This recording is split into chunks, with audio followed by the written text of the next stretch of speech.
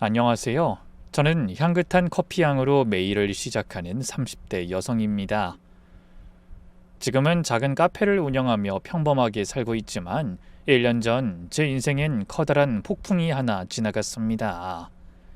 그때의 일을 이제야 담담하게 이야기할 수 있게 되어 이렇게 사연을 쓰게 됐어요. 혹시 지금 이 순간에도 힘든 시집살이로 고통받는 분들이 계신다면 제 이야기를 통해 대리만족을 느끼셨으면 좋겠네요. 저도 한때는 매일 눈물로 베개를 적시며 살았지만 결국 힘든 과정을 견뎌내고 행복을 찾게 됐거든요.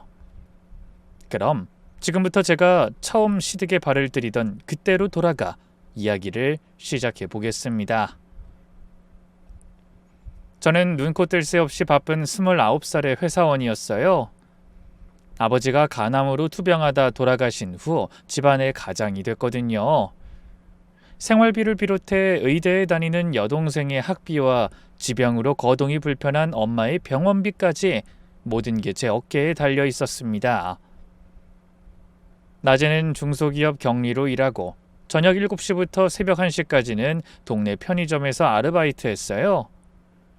주말에도 쉴 수 없었죠. 토요일엔 과외 아르바이트를, 일요일엔 카페에서 서빙을 했습니다. 하루에 4시간도 제대로 못 자는 날이 허다했지만 가족을 위해서라면 견딜 수 있었네요. 언니, 나 때문에 너무 고생하는 거 아니야? 동생이 미안해하며 물을 때마다 저는 웃으며 대답했습니다. 무슨 소리야. 우리 미진이가 능력 있는 의사 되면 언니도 편해질 거야. 그때까지만 우리 서로 조금만 더 힘내자. 엄마는 병원 침대에 누워서도 늘 미안해하셨습니다. 미영아, 엄마가 이렇게 아프지만 않았어도 네가 이렇게 고생할 일이 없었을 텐데. 엄마 그런 말씀하지 마세요. 엄마가 빨리 낫는 게 제일 중요해요. 돈이야 제가 벌면 되죠. 사실 힘들지 않다면 거짓말이었습니다.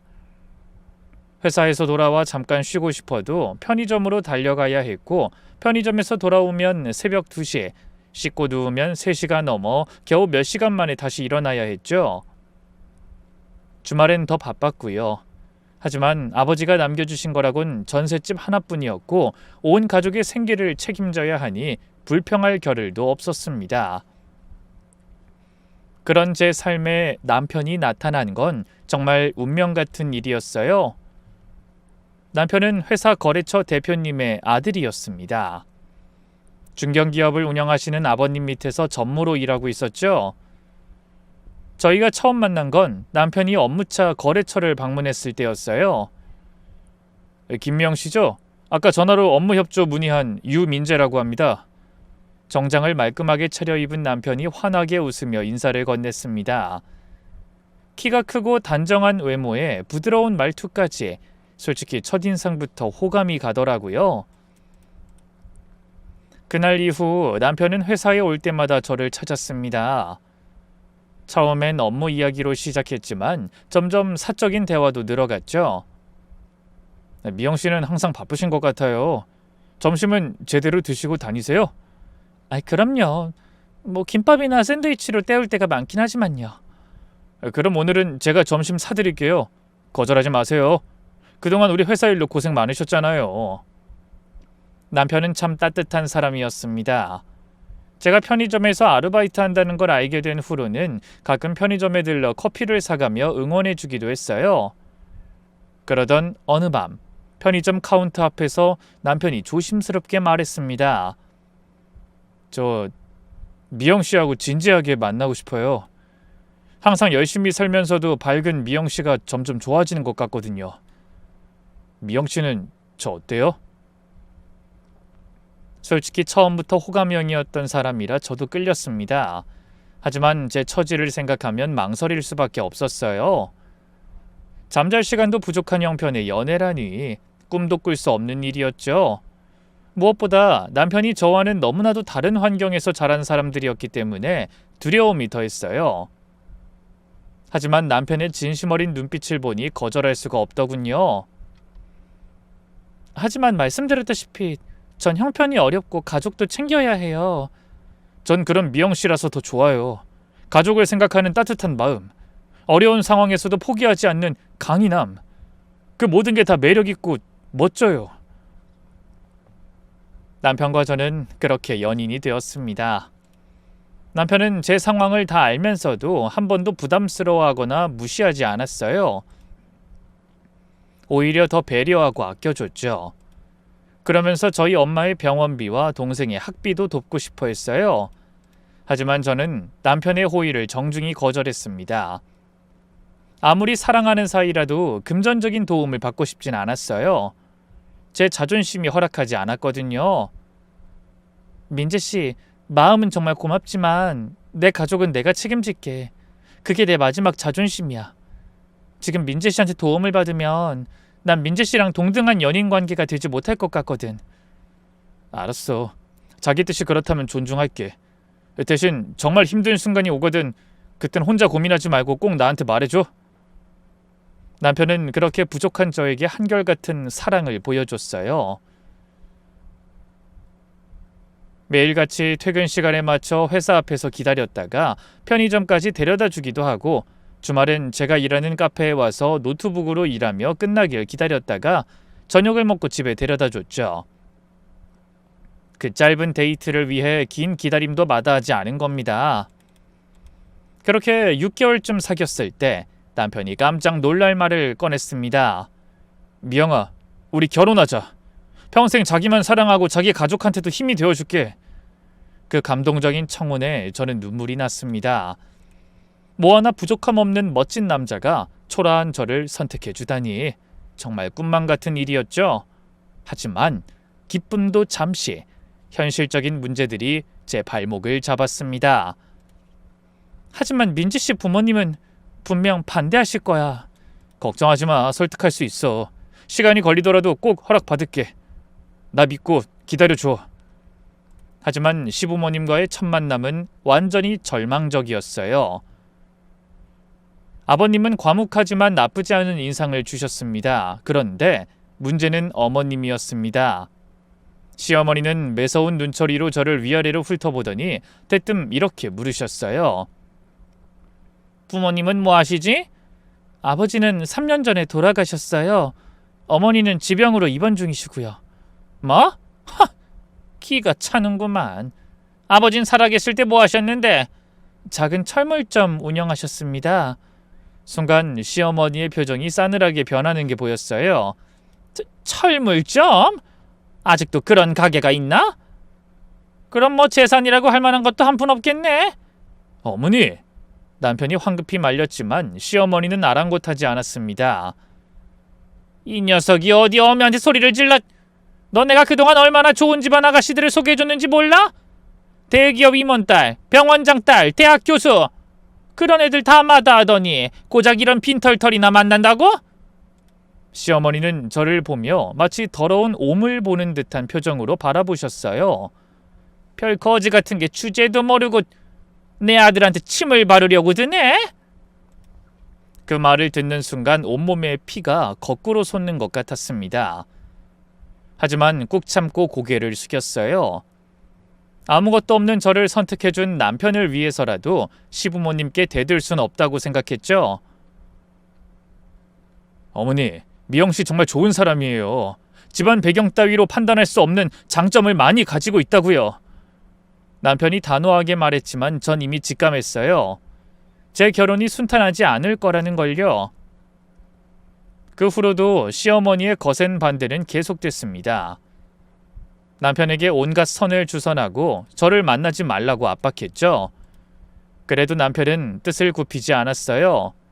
결국 모진 반대로 고생하던 저희는 양가 부모님을 모시지 못한 채 가까운 지인들만 초대해 조촐한 결혼식을 올려야 했습니다.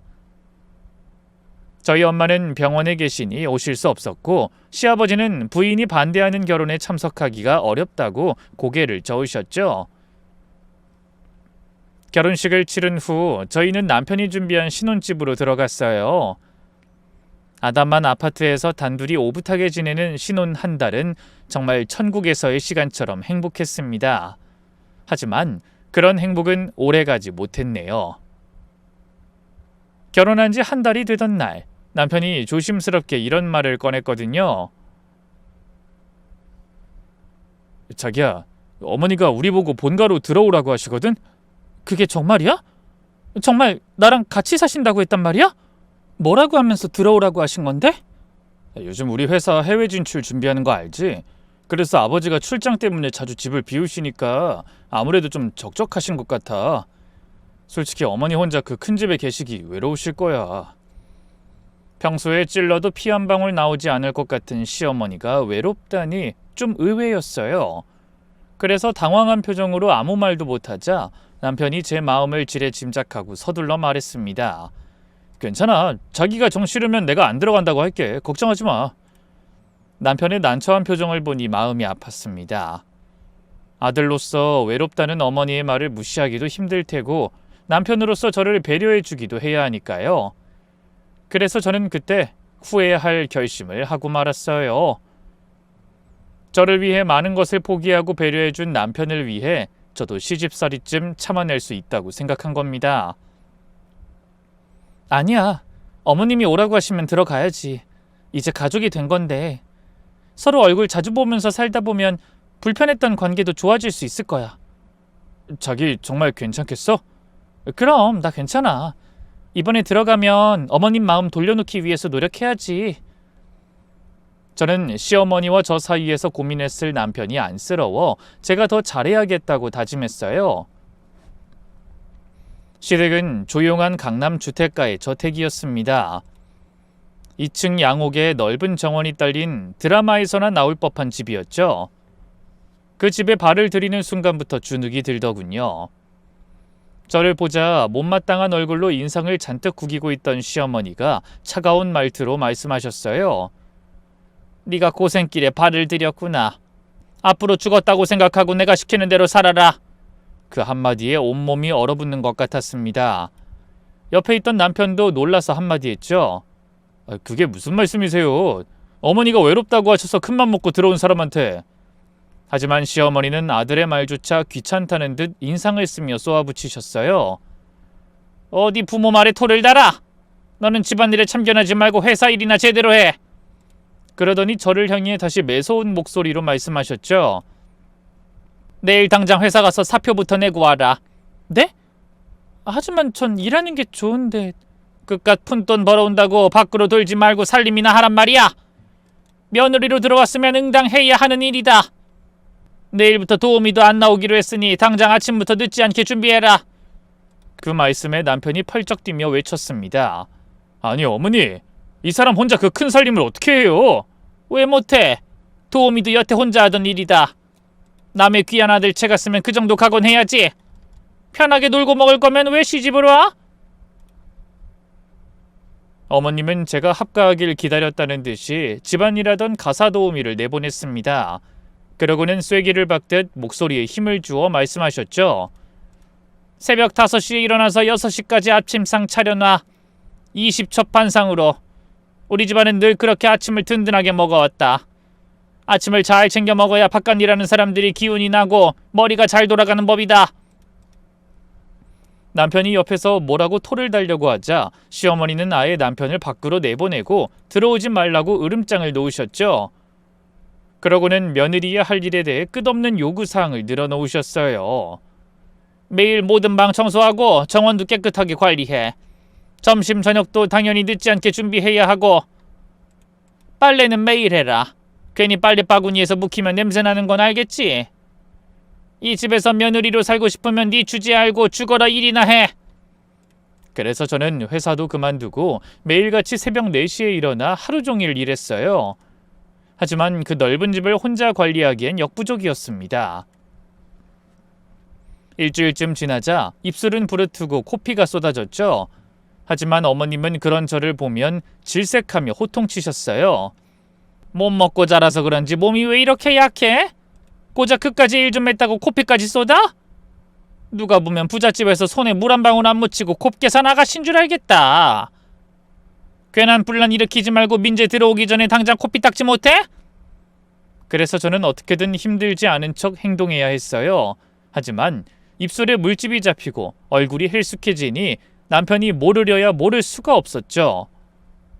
결국 참다 못한 남편이 어머니에게 따지겠다는 걸 말리느라 혼났습니다. 제발 그러지 마. 자기랑 아버님 출근하고 나면 이 집에 어머님이랑 나만 둘이 남는데 사이만 더 나빠질 거야. 아직은 견딜만 해. 내가 좀 힘들면 그때 말할게. 그래도 얼마나 힘들면 이래. 자기 밤에 아르바이트하고 주말에도 일했지만 이렇게 살 빠지고 입술 터지는 건 못 봤단 말이야. 나 자기 고생시키려고 결혼하는 거 아닌데 왜 이렇게 됐는지 모르겠다.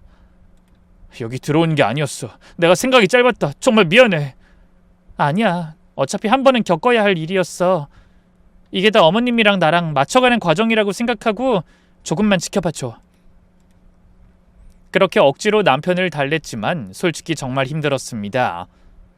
하루 종일 쉴 틈 없이 일하다 어머님께 점심을 차려드리면서도 저는 그 식탁에서 겸상할 수 없었어요.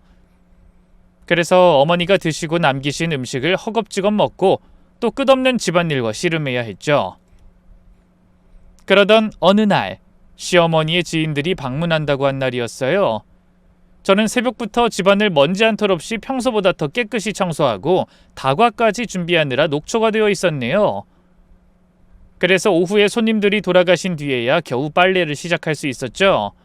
하지만 몸은 천근만근이고 눈이 자꾸 감겨 제대로 빨랫감을 확인하지 못한 채 세탁기를 돌리고 말았어요.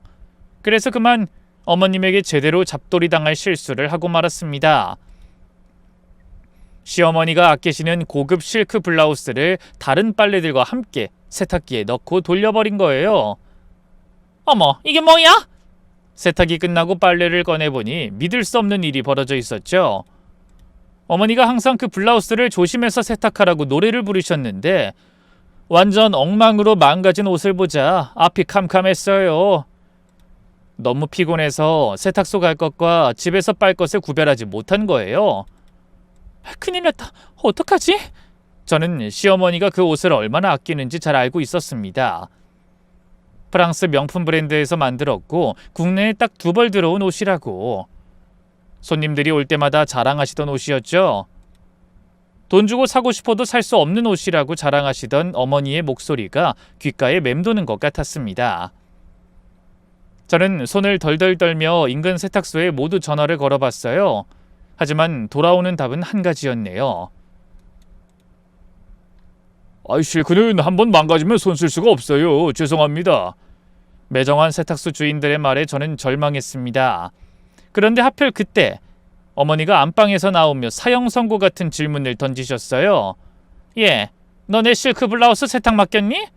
그거 이번 주말 모임에 입고 나가야 하니까 잊어버리지 말고 찾아다 놔라. 그 말씀에 저는 온몸에 피가 다 빠져나가는 기분이 들었어요. 그래서 어떻게든 해결 방법을 찾아보고 싶었지만 아무리 생각해도 답이 없더라고요. 결국 무슨 짓을 해도 용서받기 힘든 엄청난 실수라는 사실을 인정할 수밖에 없었네요. 그래서 큰 결심을 한 저는 거실에서 TV를 보고 계신 어머님에게 조심스럽게 다가가 침을 꿀꺽 삼키며 입을 열었습니다. 어머님, 정말 죄송해요. 제가 실수로... 근데 제 말이 채 끝나기도 전에 시어머니의 칼날 같은 비명이 온 집안에 울려 퍼졌습니다. 어머나, 이게 뭐야? 넌 내 블라우스에 도대체 무슨 짓을 한 거야? 시어머니는 망가진 블라우스를 보자 얼굴이 새빨갛게 달아올랐습니다. 죄송해요, 어머님. 제가 그만 모르고 세탁기에... 근데 그 순간 갑자기 눈앞이 번쩍이더니 뺨이 불타오르듯 뜨거워졌어요. 흥분한 시어머니가 제 뺨을 사정없이 후려치신 거예요. 그러고도 화가 풀리지 않으셨는지 이번엔 미친 듯이 소리치며 막말을 퍼부으셨죠. 야! 네가 지금 무슨 짓을 한 줄 알아? 저는 뺨이 얼얼하고 눈물이 났지만 계속 용서를 빌었습니다. 정말 죄송합니다, 어머님. 제가 제대로 확인하지 못하고... 그 옷이 네 몸값보다 비싸, 이년아! 이게 얼마짜린 줄 알아? 너 같은 건 평생 입어볼 엄두도 낼 수 없는 옷이라고! 시어머니는 망가진 블라우스를 제 얼굴에 던지며 소리치셨어요. 너 바른 대로 말해. 일부러 그런 거지? 내 물건 망가뜨려서 나한테 복수하려고 한 거잖아. 네? 아니에요, 어머님. 정말 실수였어요. 제가 어떻게든 변상할게요. 혹시 다시 사드릴 수 있으면. 변상? 네가 무슨 수로 변상해? 내 아들이 벌어다주는 돈 빨아먹는 상거지 주제. 이게 돈으로 살 수나 있는 옷인 줄 알아? 이제 구하고 싶어도 구할 수 없는 한정판이라고. 시어머니의 모욕적인 말들이 가슴에 비수처럼 꽂혔지만 저는 그저 고개를 숙이고 있을 수밖에 없었습니다. 그렇게 한참을 길길이 날뛰던 시어머니는 갑자기 무슨 생각이 나셨는지 방으로 들어가 버리셨어요. 그래서 저도 퉁퉁 부은 뺨을 문지르며 방으로 들어와 또다시 눈물을 흘렸습니다.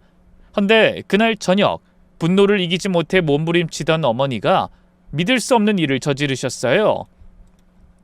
갑자기 고요한 집안에 낯선 남자들이 들어서더니 저에게 황당한 말을 물었죠.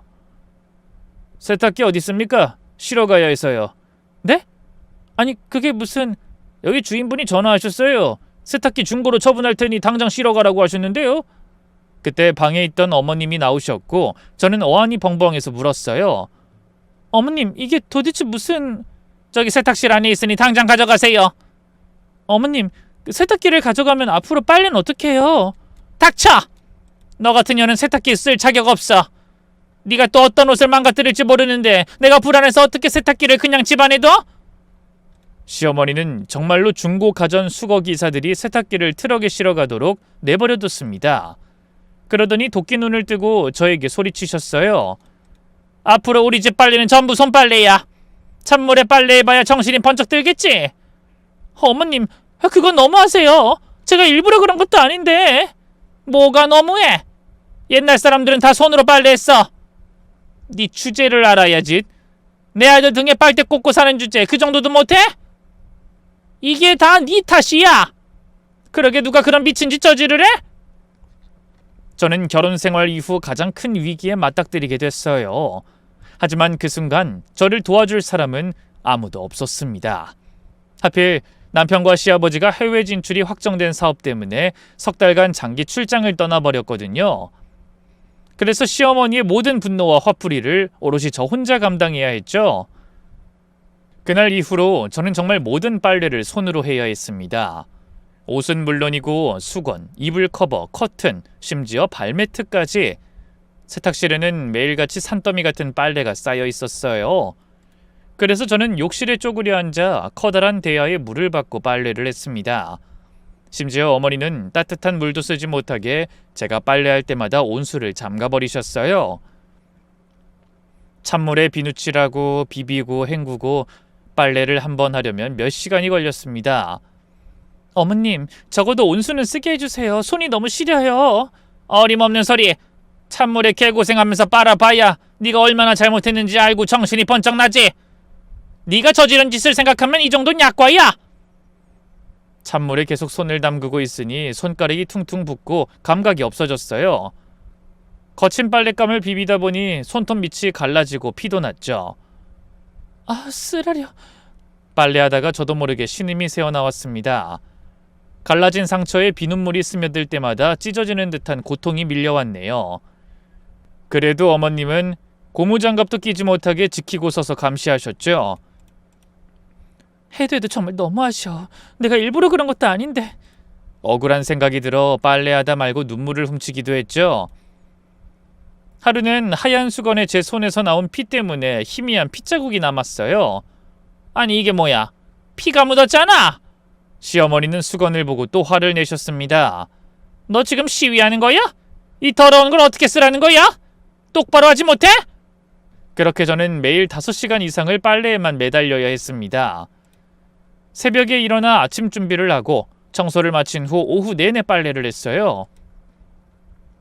저녁 준비 시간이 되면 젖은 손으로 부엌에 서야 했죠. 손 좀 텄다고 엄살 피우지 마.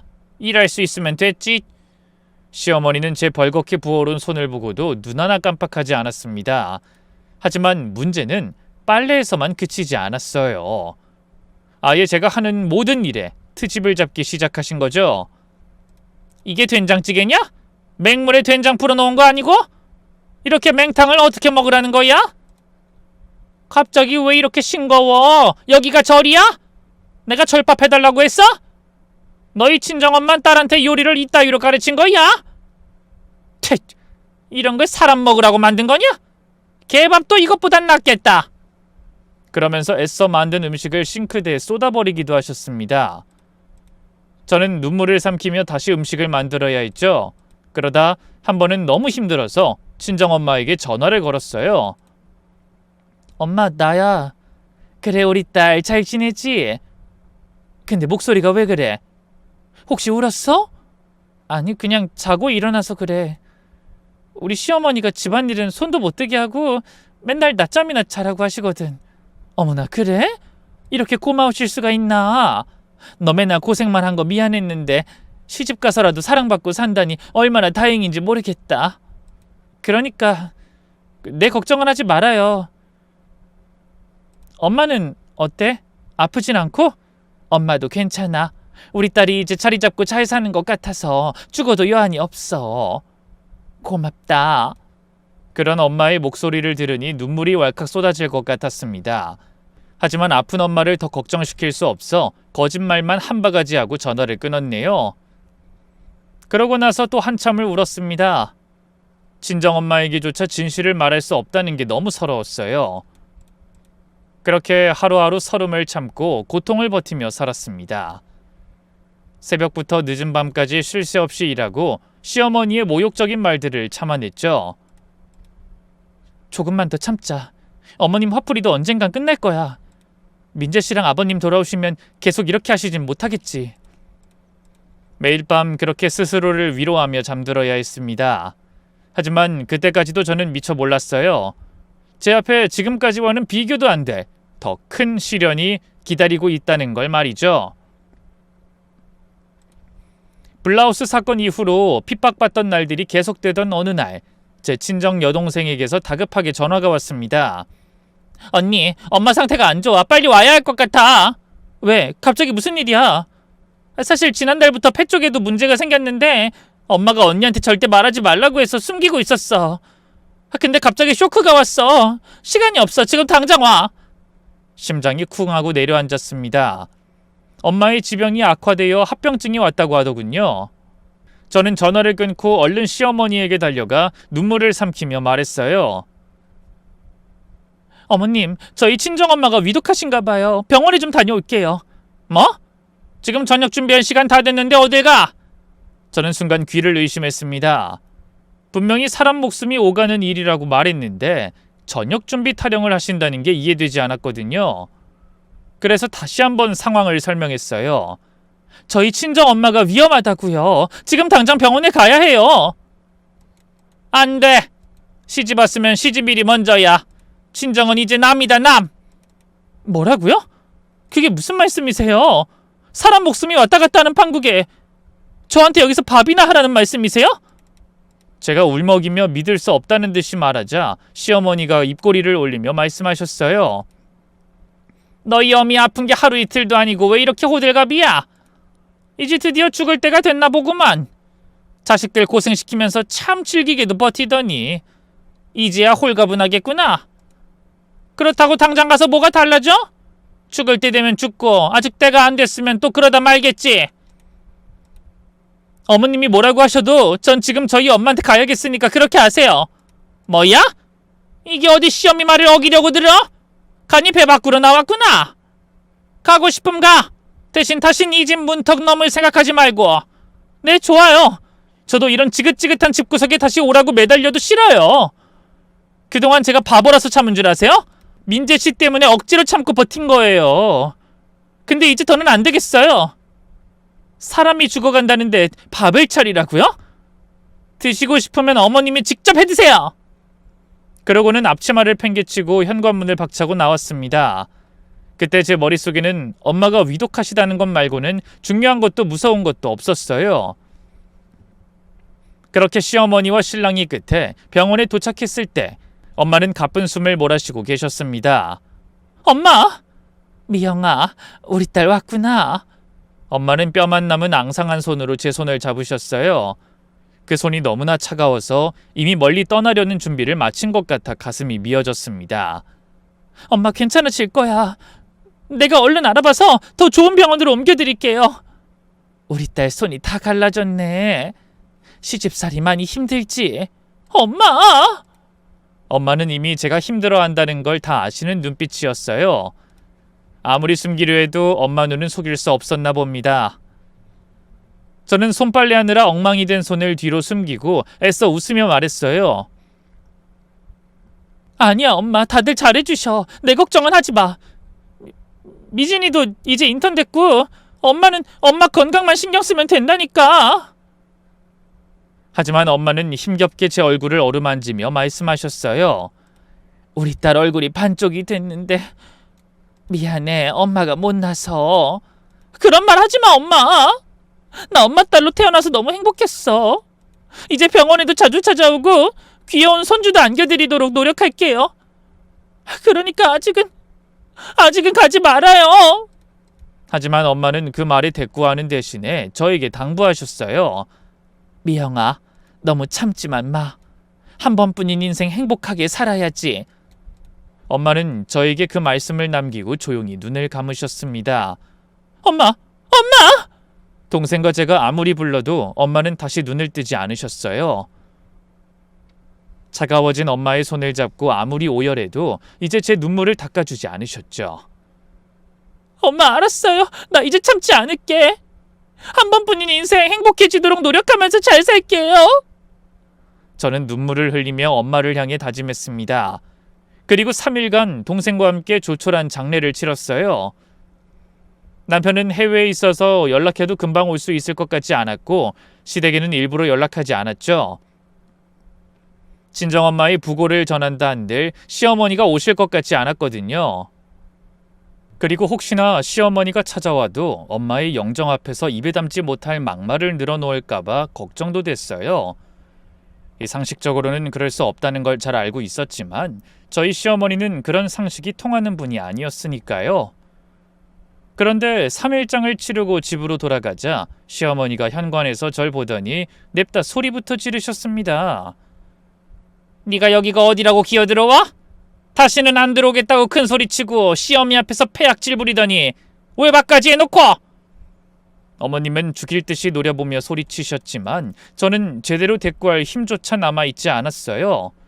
그래서 남은 힘을 끌어모아 가까스로 대답했습니다. 저희 친정엄마가 돌아가셨어요. 뭐? 그래서 사흘이나 집을 비운 거냐? 이 시어미 허락도 없이? 딸이 친정엄마 장례를 치르는데 시어머니 허락을 받아야 하나요? 당연하지! 그렇게 네 마음대로 살고 싶으면 나가서 살아! 내 집에선 그렇게 망나니처럼 마음대로 사는 꼴 난 못 보니까! 그러더니 갑자기 시어머니가 제 방으로 가서 옷장을 열었어요. 그리고 옷가지들을 꺼내 현관에 던지기 시작했습니다. 나가! 당장 나가! 친정이 그렇게 좋거든 천년만년 친정에서 살지 내 아들은 왜 꼬연해서 인생을 망쳐! 어머님 제발 그만하세요! 아무짝에도 쓸모없는 것 먹이고 입히면서 걷어줬더니 배은망덕하게 시어미한테 대들기나 하고 제멋대로 굴어? 시어머니의 모욕적인 말들이 가슴을 난도질하는 기분이었습니다. 하지만 엄마를 잃은 슬픔에 이미 넋이 나간 저는 제대로 대응할 힘도 없었네요. 나가! 이 은혜도 모르는 년아! 다시는 우리 집 근처에도 내 아들 앞에도 나타나지 마! 그러더니 제 머리채를 잡고 현관 밖으로 내동댕이 쳤어요. 전 그대로 널브러져 있는 옷가지들 위로 쓰러졌습니다. 결국 그렇게 시어머니에게 쫓겨나며 즐기고 힘들었던 시집살이를 끝내게 된 겁니다. 그날 저는 비참한 심정으로 버스 정류장 의자에 앉아 하늘을 올려다보며 다시 한번 다짐했어요. 엄마 걱정하지 마세요. 저 꼭 당당하게 사는 모습 보여드릴게요. 엄마 딸 이대로 무너지지 않아요. 그러면서 엄마와 마지막으로 했던 약속을 떠올리며 마음을 굳게 먹었습니다. 하지만 정류장 벽에 비친 제 모습은 시어머니에게 머리채를 잡혀 엉망인 모습이었죠. 저는 대충 손으로 헝클어진 머리카락을 정리하고 친정집으로 가는 버스가 오는지 보려고 고개를 돌렸습니다. 그때 정류장으로 한 노년의 여성이 다가오더군요. 낯이 익어 기억을 더듬어 보니 제가 시댁에 들어가기 전까지 그 집에서 일하던 도우미 아주머니였어요. 몇 번 만난 적도 없는데 단박에 절 알아보시더군요. 하긴 제가 결혼 허락을 받으러 갔다가 문전박대 당하는 걸 한두 번 보신 게 아니긴 했어요. 어머, 민재네 세대가 아니야? 아주머니 맞으시죠? 안녕하세요. 그래, 근데 여기서 뭐해? 얼굴은 왜 그러고? 울었어? 아주머니의 얘기를 듣자 저도 모르게 또 눈물이 터져 나왔습니다. 그런 제 반응에 놀란 아주머니가 옆에 앉아 어깨를 두드려주며 말씀하셨죠. 무슨 일이야? 혹시 사모님이 또 괴롭히신 거야? 그래서 제가 울먹이며 상황을 설명하자 아주머니는 한숨을 쉬셨습니다. 역시나 그 집구석에서 5년 가까이 일했지만 정말 독한 사람이야. 나도 결국 못 견디고 나왔잖아. 나 말고도 사모님 등살에 그 집에서 견디지 못하고 나온 사람이 한둘이 아니야. 어머, 그래요? 아, 그래. 저기 우리 이러지 말고 저 커피숍 들어가서 따뜻한 차 한잔하고 갑시다. 얼굴이 파리한 게 뱃속에 따뜻한 것 좀 넣어줘야겠어. 그래서 저는 잠시 망설이다가 아주머니를 따라 버스 정류장 옆 커피숍으로 들어갔습니다. 거기서 아주머니가 사주시는 따끈한 차를 한 잔 마시니 잔뜩 얼어있던 몸과 마음이 좀 따뜻해지는 기분이었죠. 아주머니는 남편과 시댁에 대한 예전 이야기를 한참 하시더니 갑자기 진지한 표정으로 이런 말씀을 꺼내셨어요. 이런 말을 해도 될지 모르겠지만 사실 내가 그 집을 나온 진짜 이유는 따로 있어. 네? 진짜 이유요? 그래. 내가 억울해도 그냥 똥 밟았다고 생각하고 참으려고 했는데 새댁한테도 그 몹쓸 짓을 했다는 걸 들으니 그 사람은 정말 벌을 받아야 할 것 같아. 그런데 난 늙고 겁도 많아서 내 손으론 뭘 못하겠으니 새댁이 좀 알아서 해봐. 저는 알 수 없는 아주머니의 말에 어리둥절해 다시 물었죠. 네? 무슨 벌이요? 제가 뭘 알아서 해요? 그러자 아주머니가 주위를 두리번거리더니 저에게 바짝 다가와 귀에 대고 속삭였어요. 사실은 사모님이 회사 공금을 횡령하고 계셨어. 저는 전혀 예상하지 못한 말을 듣고 깜짝 놀라 저도 모르게 소리쳤어요. 네? 그게 무슨... 그랬더니 당황한 아주머니가 손가락을 입에 가져다 대며 조용히 하라고 하더니 다시 말씀을 시작하셨네요. 쉿! 누가 들으면 안 되니까 질문하지 말고 조용히 듣기만 해. 내가 예전에 우연히 서재를 청소하다 장부를 봤는데 법인카드로 개인 명품 사고 회사 돈도 빼돌려서 마음대로 쓰고 그랬더라니까. 저는 놀라서 잠시 할 말을 잃었어요. 그런데 놀랄 일은 거기서 끝이 아니었죠. 그리고 내가 그만두기 얼마 전부터 지금 담당하는 젊은 부장이 자주 집에 왔거든? 근데 사장님 안 계실 때만 골라서 오고 두 사람이 너무 친밀해 보이는 게 아무래도 이상하더라고. 네? 설마... 맞아, 불륜이었어. 한 번은 내가 실수로 안방문을 잘못 열었다가 아우 말도 마. 아주머니의 폭로는 계속됐습니다. 그래서 내가 못 본 척 시치미를 뗐는데 사모님이 눈치를 챘는지 그날로 날 몰래 음식이나 훔쳐가는 좀도둑 취급하면서 자른 거야. 내가 그 집에서 일한 게 몇 년인데. 어머나, 그런 일이... 전 전혀 몰랐어요. 근데 그 뒤로 사람을 새로 들이지 않고 새댁을 들들 볶은 모양이구먼. 제가 들어가고부턴 그 젊은 남자 한 번도 안 왔어요. 나한테 들켰으니 조심했겠지. 이제 집으로 불러들이지 않고 밖에서 만나는 거 아니겠어? 사실은 나한테 증거도 있어. 네? 증거요? 그래. 내가 그때 몰래 찍어둔 사진이랑 동영상이 있어. 뭘 어떻게 해보겠다는 건 아니었고 평소에 하도 무시를 당하니 오기가 나서 무작정 찍어서 가지고 있었던 거야. 근데 막상 억울하게 잘리면서도 그걸 써먹기는 겁나더라고. 아주머니, 그거 저한테 좀 보내주실 수 있어요? 제가 눈을 빛내며 묻자 아주머니가 고개를 끄덕이셨죠. 그래, 좋아. 나 같은 사람이야 뭐 아는 것도 없고 겁도 많지만 혹시 세댁은 다를 수도 있지. 사람을 업신여기는 게 특기인 그런 사람은 언젠가 한 번은 벌을 받아야 해. 그러고는 제가 알려준 핸드폰 번호로 동영상과 사진 파일을 보내주셨네요. 잠시 후 친정으로 간 저는 아주머니가 보내준 영상을 확인하고 기겁했습니다. 그리고 우연히 손에 넣은 그 증거들이 나중에 저를 지켜줄 무기가 되리라는 걸 확신했죠. 며칠 후 친정에서 이런저런 생각을 하며 혼자 고민에 빠져 있는데 갑자기 인터폰이 울렸어요. 여동생 말고는 찾아올 사람이 없는데 누군가 해서 화면을 확인하다 깜짝 놀랐습니다. 문 밖에는 지난 3개월간 해외에 나가 있던 남편이 서 있었어요. 저는 울컥하고 눈물이 났지만 가능한 담담한 얼굴로 남편을 만나고 싶어 얼른 눈물을 닦고 목소리를 가다듬었습니다. 그리고 현관으로 향했죠.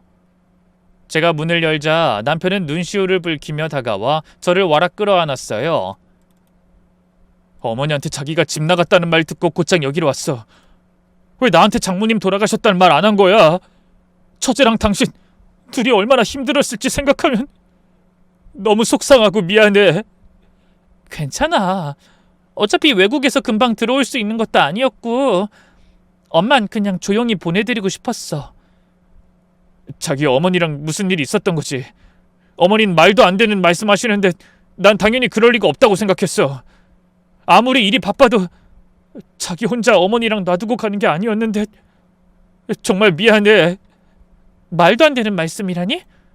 어머님이 무슨 말씀을 하셨다는 거야? 저는 남편의 말을 듣고 혹시나 싶어 물었습니다. 그러자 남편이 당황하며 답하길 꺼리더니 제 눈빛을 보고 어쩔 수 없이 대답했어요. 어머니가 자기가 우리 집 금고에 손을 대서 돈을 가지고 도망쳤다고. 물론 난 믿지 않았지. 뭐라고? 아무리 내가 미워도 어떻게 그런 말씀을. 진짜 너무하시네. 나도 이제 더는 못 참겠어. 민재씨, 내 말 잘 들어? 그러고는 그동안 있었던 일들을 차근차근 설명했습니다. 시어머니의 학대, 세탁기를 버리고 손빨래를 시킨 일, 친정엄마 병원에 가지 못하게 한 일, 그리고 제 머리채를 잡고 쫓아낸 일까지.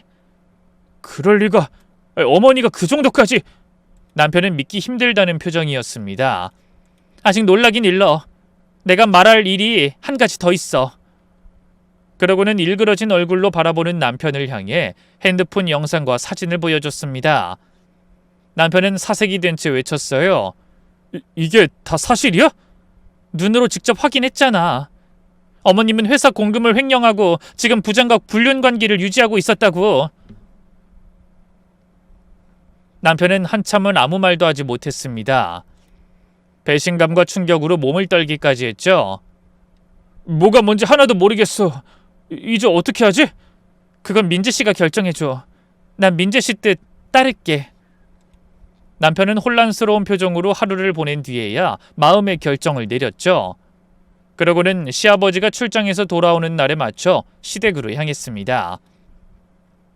어머님은 제가 함께 온 것을 보고 기겁했어요. 이년이 왜 여기 있어? 넌 도둑년을 왜 달고 왔어? 어머니, 오늘은 중요한 얘기가 있어서 모두 모인 거예요. 남편이 차분하게 말했습니다. 이 사람이 어머니께 드릴 특별한 선물이 있다고 하네요. 시어머니는 불안한 표정으로 저와 남편을 노려봤죠. 뭐? 선물? 내가 언제 그런 거 달라고 했어? 저는 핸드폰을 열어 낯뜨거운 시어머니와 부장의 불륜 현장이 찍힌 동영상을 재생시켰어요. 그러자 어머니가 분명한 여자가 교태스럽게 웃는 목소리가 온 집안에 울려 퍼졌죠. 이게 뭐야? 그 소리를 들은 시어머니의 얼굴이 하얗게 질렸습니다. 이게 미쳤구나. 이런 망측한 걸. 민재야, 설마 이게 나라고 생각하는 건 아니지? 이거 다 조작된 거다. 시어머니는 모르쇠로 일관하려는 듯 시치미를 떼려고 안간힘을 썼어요. 하지만 남편은 이를 갈며 말했죠. 어머니, 이게 조작이 아니라는 걸 어머니가 제일 잘 아시잖아요. 민재야, 너까지 이 계집애한테 속은 거야? 이때 조용히 소파에 앉아 계시던 시아버지가 입을 열었습니다. 조작은 무슨? 틀림없이 당신이잖아. 내가 30년 넘게 산 당신 얼굴이랑 목소리를 헷갈릴 것 같아. 그러더니 시아버지의 핸드폰에서도 재생되고 있는 영상을 어머니의 코앞에 들이밀었네요. 그렇습니다. 저희는 시댁에 도착하기 전 미리 시아버지의 핸드폰으로 시어머니의 불륜이 찍힌 동영상과 회사 돈을 횡령한 장부를 찍은 사진, 그리고 법인카드 사용 내역을 전송했어요. 여보, 이건 오해예요. 작은 부장하고는 회사 일을 상의하려고 딱 한 번 만났어요.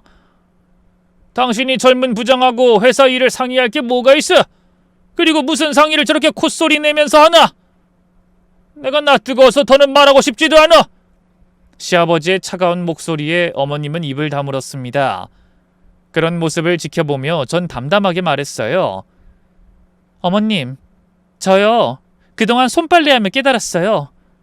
더러운 곳도 공을 들여 빨면 깨끗한 새 것이 된다고요. 시어머니는 제 말에 움찔했습니다. 하지만 어머님의 죄는 더러운 오물이 너무 많이 묻어서 아무리 빨아도 지워지지 않을 것 같네요. 이년이, 너 일부러 이러는 거지? 내가 일 좀 시켰다고 앙심 품고 날 모함하는 거야? 그런 게 아니라는 거 어머님을 포함한 여기 있는 모두가 알아요. 어머님이 회사 돈을 마음대로 빼내서 작은 부장 이름으로 오피스텔 사주고 법인카드로 명품 가방 사고 아버님 안 계실 때마다 그 남자랑 해외여행까지 다녀온 거 이미 민재씨가 다 확인했어요. 뭐라고? 시어머니는 결국 충격으로 주저앉았습니다. 거짓말이야. 민재야, 아니지? 너는 이 어미를 믿는 거지? 저런 썩을 계집의 말에 절대 속으면 안 된다. 하지만 남편은 고개를 저었어요. 어머니, 제가 작은 부장 만나서 직접 확인했어요. 모두 인정했다고요. 검찰에 신고하겠다니까 어머니랑 짜고 회사 돈 횡령해서 흥청망청 쓴 거 다 실토하던데요. 그 인간이 뭐라고 한 줄 아세요? 어머니가 협박해서 어쩔 수 없었다고 자긴 정말 억지로 만난 거래요. 자기가 뭐가 아쉬워서 어머니같이 늙은 여자를 만나냐고. 내연남에게 배신당했다는 사실을 알자 시어머니의 얼굴이 절망으로 일그러졌습니다. 그리고 알려드릴 게 한 가지 더 있어요. 저는 시어머니 앞에 서류 한 장을 내밀었어요. 소송 서류였죠. 전 그동안 어머님께 당한 정신적, 육체적 학대에 대해 민사소송 준비했어요. 증거랑 증인도 넘치게 있고요. 증인? 네. 그날 세탁기 가져간 가전회수업체 직원들, 그리고 어머님이 저한테 쌍욕하는 거 수도 없이 들은 전 도우미분, 운전기사님, 정원사, 이 집에서 일했던 모든 사람이 증언을 해주기로 했어요. 시어머니는 얼굴에서 핏기가 사라지더니 갑자기 태도를 바꿔 저에게 매달렸죠. 아가, 한 번만 용서해다오. 내가 잘못했다.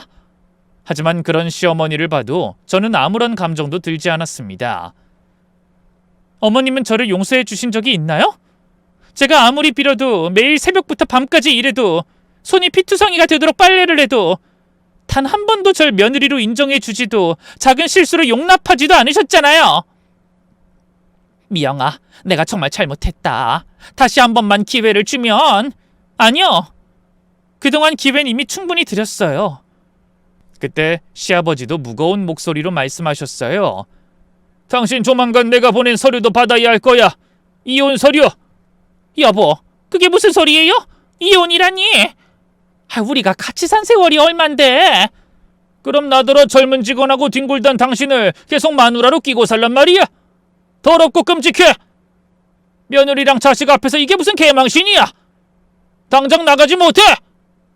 그날 어머님은 이혼당하지 않기 위해 시아버지의 바지가랑이를 붙잡고 처절하게 매달렸습니다. 하지만 결과는 달라지지 않았죠. 시아버지는 어머니를 맨손으로 쫓아내고 위자료와 재산 분할 하나 없이 이혼하셨어요. 어머님에게 그동안 횡령한 죄를 물어 검찰에 고소하고 콩밥을 먹이게 한다고 으름장을 놨거든요. 결국 시어머니는 어쩔 수 없이 이혼 서류에 도장을 찍고 땡전 한 푼 없이 나가야 했습니다. 아버님은 반평생을 함께한 어머니의 배신에 충격받아 회사는 남편에게 물려주시고 의리의리한 대저택은 처분해 고향으로 내려가셨네요. 그리고 저희가 가끔 아버님을 만나러 갈 때면 항상 저에게 미안하다고 하셨어요. 아가, 그동안 정말 미안했다. 내가 회사 일에만 정신 팔려서 네가 얼마나 힘든지 관심도 없었어. 아버님, 지난 일은 잊으세요. 이젠 우리 모두 새롭게 시작했잖아요. 그러자 아버님은 힘없이 웃으시며 뒷짐지고 노을이 지는 마당에 서서 먼 산을 바라보셨습니다. 그 모습이 참 쓸쓸해 보이더군요. 남편과 저는 시댁을 떠나 아담한 아파트에서 다시 신혼을 시작했습니다. 시댁과는 비교할 수 없이 작은 공간이지만 이 마음만은 그 어느 때보다 편안했어요. 그리고 저는 오랫동안 꿈꿔왔던 작은 꿈도 이뤘죠. 바로 카페를 여는 일이었어요. 그래서 요즘 작지만 따뜻한 공간에서 손님들에게 드릴 커피를 내리며 평화로운 일상을 보내고 있네요. 그러던 어느 날 카페에 뜻밖의 손님이 찾아왔어요. 바로 저에게 어머니의 부정을 알려준 도우미 아주머니였죠. 세댁 잘 지냈어? 아니 이젠 사장님이네? 어머 아주머니 잘 오셨어요. 어서 앉으세요. 아주머니는 제가 잘 지내는 모습을 보고 무척 기뻐하셨습니다. 저는 그런 아주머니께 따뜻한 커피를 대접하며 말했어요. 그날 시어머니한테 쫓겨나고 정신없는 저한테 아주머니가 사주신 따뜻한 차 맛은 절대로 잊을 수 없을 거예요. 그리고 아주머니 덕에 악인이 벌을 받았고요. 앞으로 아주머니 커피는 제가 무상 제공해 드릴게요. 이 카페가 열려있는 한 아무 때나 편하게 와주세요. 어머나 정말 그래도 되겠어? 듣던 중 반가운 소리네. 그렇게 한참 웃으며 얘기를 나누는데 아주머니가 갑자기 생각났다는 듯 흥분한 목소리로 말씀하셨어요. 아 참, 세대 그 얘기 못 들었지? 무슨 얘기요? 나랑 친하게 지내는 도우미가 하나 있는데 그 도우미 다니는 집이 하도 부잣집이라 일하는 사람을 여럿 두거든? 근데 거기 얼마 전에 빨래랑 청소 전담하는 사람이 하나 들어왔다고 하더라고. 근데 그게 누군지 알아? 설마... 그래 맞아, 바로 사모님이야. 몹쓸 짓 하다 쫓겨난 게 창피하지도 않은지 다른 집안이라는 사람들한테 자긴 이런 일 할 사람 아니라고 목에 힘주면서 과거를 떠벌리더래. 근데 사람 운명 참 얄궂지? 그 집 사모님이 아주 까다롭기로 유명한 사람이거든. 그래서 세탁기에 돌리면 빨래가 제대로 안 된다고 꼭 손빨래를 시킨다잖아. 네? 손빨래요? 그래. 그것도 더운 물로 빨면 옷감 상한다고 꼭 찬물에 맨손으로 빨라고 한다나 봐. 어머나. 이러니 죄짓곤 못 사는 거야. 자기가 세댁한테 한 일을 그대로 돌려받고 있잖아. 근데 나이가 많아서 다른 집은 받아주는 것도 없다네. 뭐 어쩔 수 없이 울며 겨자 먹기로 계속 일하는 것 같더라고. 거기서 일하면서 고시원에 사는 것 같아. 그 소식을 들으니 기쁨보다는 씁쓸함이 밀려왔어요. 왜 인간은 뭔가를 가졌을 때 소중한 걸 모르고 그걸 잃은 뒤에야 항상 후회할까요? 지금 시어머니도 과거의 행복을 잊지 못해 얼마나 고통스러울지 참 착잡한 마음이 드네요. 하지만 시어머니의 마수에서 벗어난 지금의 저는 진정으로 행복합니다. 비록 과거의 상처는 흉터로 남았지만 그 흉터가 저를 더 강하게 만들어줬어요. 그래서 이제야 엄마와 한 약속을 지키게 된 기분이네요. 당당하게, 행복하게 살겠다는 그 약속을 말입니다. 아마 엄마도 하늘에서 제 모습을 보며 기뻐하시겠죠? 그럼 제 이야기를 듣는 시간이 여러분에게도 진정한 인생의 의미를 떠올리게 하는 귀한 시간이 되셨길 바라며 저는 물러가겠습니다. 감사합니다.